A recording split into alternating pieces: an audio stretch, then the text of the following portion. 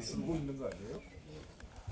구세군 자선 냄비에 사상 최대의 모금액이 모였다면서 우리의 마음을 녹여주는 훈훈한 이야기로 화제가 되고 있습니다. 우리 국민들은 어려울 때일수록 서로 돕고 단결이 되어서 나라를 지키고 민족의 번영을 추구해왔던 놀라운 위대한 민족이라고 우리들은 확신합니다. 경제 불황이 어려운 참으로 차가운 겨울이지만 이러한 이웃에 대한 온정과 단결이 있는 한은 우리는 어떠한 어려움이라도 이겨낼 수 있을 것입니다. 희망의 새해를 기다리고 있습니다. 오늘이 올해 마지막 원내 대책회의 때 많이 나와주셔서 감사합니다. 이제 상임정국위원회를 통해서 오늘부터 비상대책위원회가 구성되어서 그동안 공석이었던 최고위원회의 기능이 되살아나게 되었습니다. 무엇보다도 우리는 국민 앞에 겸허한 마음으로 화합과 단결을 통하여 새로운 모습의 쇄신과 변화를 보여드리면서 국민이 바라는 정치와 당의 모습을 끌어나가야 할 것입니다. 큰 기대를 해보면서 오늘부터 있을 비대위에 우리가 모든 한 마음으로 지원과 협조를 아끼지 않아야 할 것입니다. 국회 일정이 이제 나흘밖에 남지 않고 이제 마지막 순간을 다가가고 있습니다. 어제도 민주통합당의 지도부 선출 일정으로 예결위가 정상 진행되지 못했다라는 이야기를 들으면서 촉박한 시간 때문에 우려를 하지 않을 수가 없습니다. 선국 후당의 정신으로 우리는 국회를 원활히 움직이는 데 모든 노력을 다해야 할 것입니다. 특별히 우리 예결위원회 활동에 박차를 가해 주실 것을 다시 한번 당부 말씀을 드립니다. 목요일 본회의가 예정되어 있습니다. 본회의에 처리 가능한 안건들을 각 상임위에서 최대한 정리해 주실 것을 당부 말씀드리고 위원장님들과 우리 간사님들께서는 오늘 내일 마지막 정리에 최선을 다해 주시기 바랍니다. 내년에도 한나라당이 국민들에게 더 큰 사랑을 받을 수 있도록 우리가 올해 임시국회 마지막 일정을 잘 소화해서 끝이 좋았다라는 이야기를 꼭 들으십시다. 감사합니다. 예, 최근 북한 김정일 조문과 관련해서 일각에서 논쟁이 불거지고 있습니다.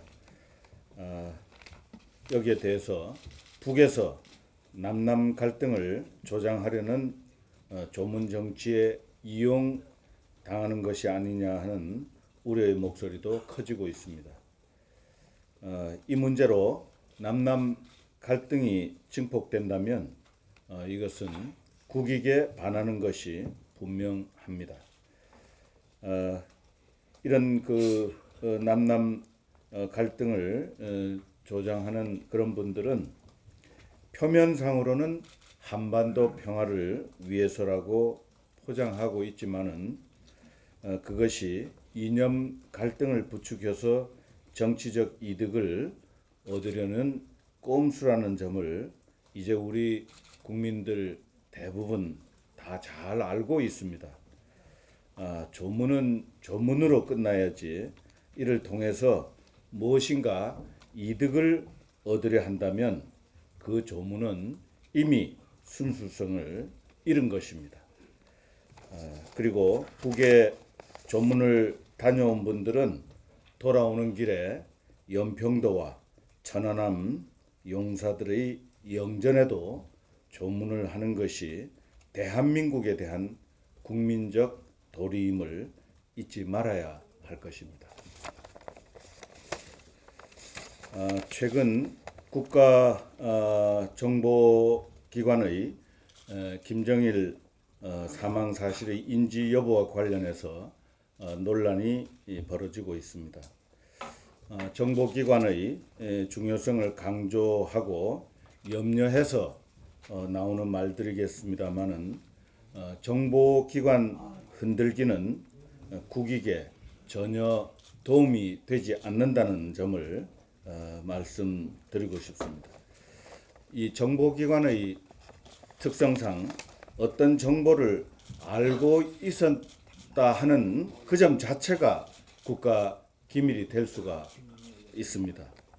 때로는 알아도 몰랐다고 해야 하는 경우도 있다는 점을 정보기관의 특성으로 우리가 이해해야 되는 부분입니다.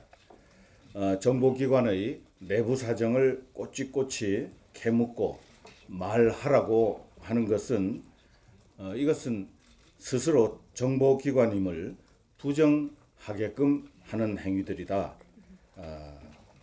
그렇게 하면 정보기관의 손발을 묶는 처사라고 하지 않을 수가 없습니다. 정보기관의 말할 수 없는 그런 손발들을 다 묶고 어떻게 정보를 제대로 수집하라는 얘기입니까? 국가정보기관의 힘은 우리 국민들이 믿어주는 데서 나온다 하는 점을 오늘 강조해드리고자 합니다. 이상입니다. 각 상임위마다 의원님들이 출석이 저조해서 정적수를 채우는 데 애를 먹고 있습니다. 이제 며칠 남았지 않았으니만큼 의원님들 적극적으로 참여해서 상임위가 원활하게 진행할 수 있도록 다시금 협조를 부탁드리겠습니다. 그리고 법사위가 28일 오후 2시에 소위원회가 예정이 되어 있습니다. 다시 말씀을 드리면 28일 오전까지는 각 상임위원회가 전부 법사위에 법안을 넘겨야 한다는 뜻입니다.